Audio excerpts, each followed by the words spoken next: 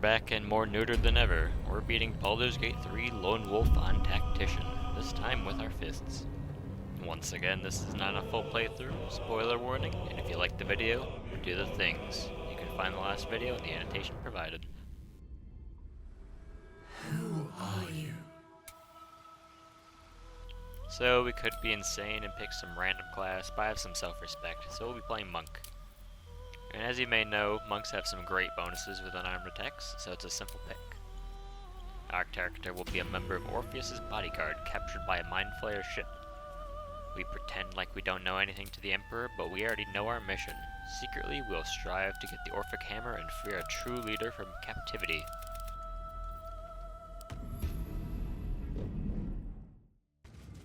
So unlike the Dark Urge run, this will be much harder without any of the important tools they get, like the Cloak or Slayer transformation, especially since we'll only be using our fists.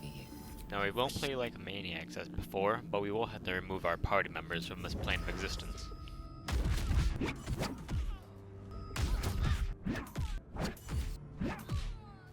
And with that done, we can move on to the end goal. On our journey, we'll be moving to the Emerald Grove, taking a pit stop in the mountains to grab some important equipment, going to the Underdark to grab some more important equipment, heading back to the mountains, back to the Underdark, Baldur's Gate, House of Hope, and then finishing the run. That all being said, we're off to the cove, but not without firstly tying up some loose ends.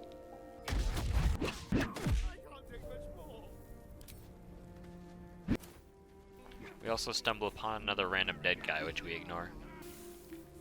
We have some decency, so we'll save the child and the cove, which means we're wiping out the Goblin camp. Thank you. It's not too bad, but we'll be running into a theme of short resting after every combat. This is because we eat through our key points to make sure we do enough damage.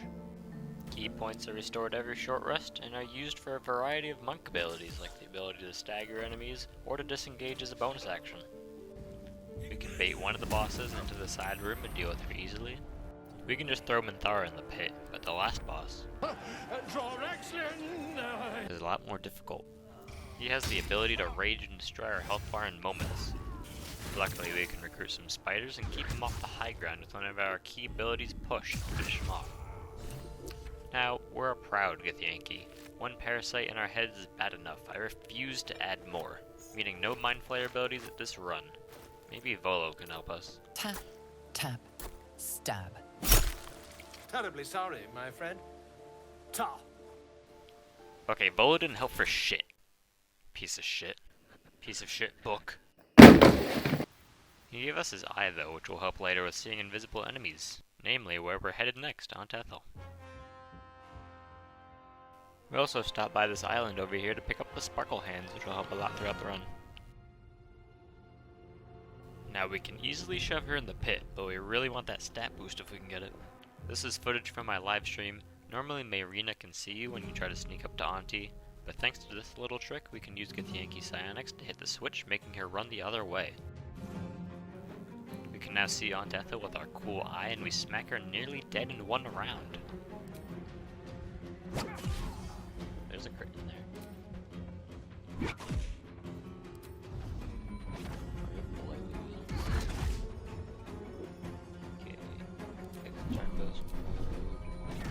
Again. Oh, I missed the click. Wait. Oh, look at that.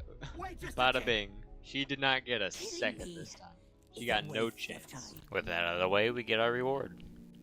We're going to take the stat boost in strength because of the new feat at Neglected Dimension, Tavern Brawler, which gives us insane damage scaling with our strength of unarmed attacks. With everything we care about done here, we quickly head to the mountain pass. There's a shopkeeper right here that sells two great items, the graceful cloth and the gloves of cinder and sizzle. This is what our loadout looks like at this point. Now before we deal with the mountain pass, we're taking a pit stop at Grimforge. We do some chores for the Myconoids and get some important haste spore grenades, as well as a lot of XP. Something I was unable to capture in my previous run was the fight with Grym, but now it's even harder. Just my fist versus an impregnable being of steel, but he doesn't realize one thing: my fists do bludgeoning damage.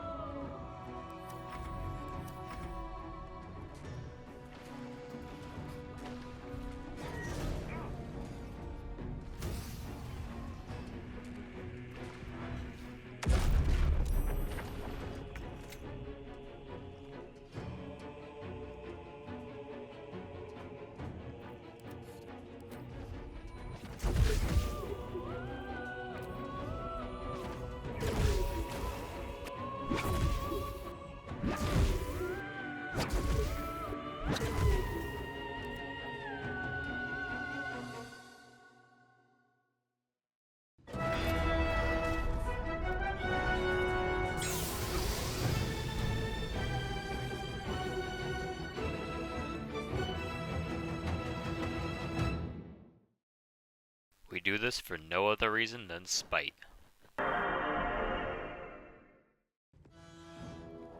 Now, since we didn't side with the Absolute, we can't take the mountain pass to Baldur's Gate, so we'll finish up here before we head to Act 2. We bring the artifact to our queen in an attempt to kill Orpheus' captor. However, we're unable to do the job, and so we must fight our way out. The game for some reason lets us rest in this little area to the side, so we pick off the lesser enemies, resting while we need to, while we move on to Wolwargaz. The Inquisitor's a pain, since he can parry us at every turn. But that luckily uses his reaction, so we can keep kiting him around, knocking him prone, and take him out in one speed potion. Glad you came to your senses. Now leave. Since these Gith are clearly traitors to our rightful ruler, after some unique puzzle solving, we take the blood of Lathander and run off into the sunset. We're off to Act 2.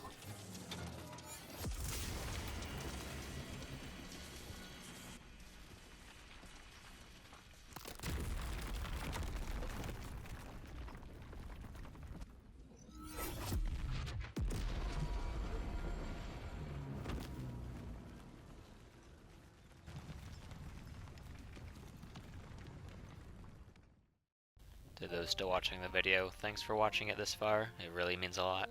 If you're interested in watching part 2 as well as videos similar to this one, please consider subscribing. I'll be streaming this run on Twitch as well as my YouTube, so feel free to stop by. Otherwise, have a wonderful day.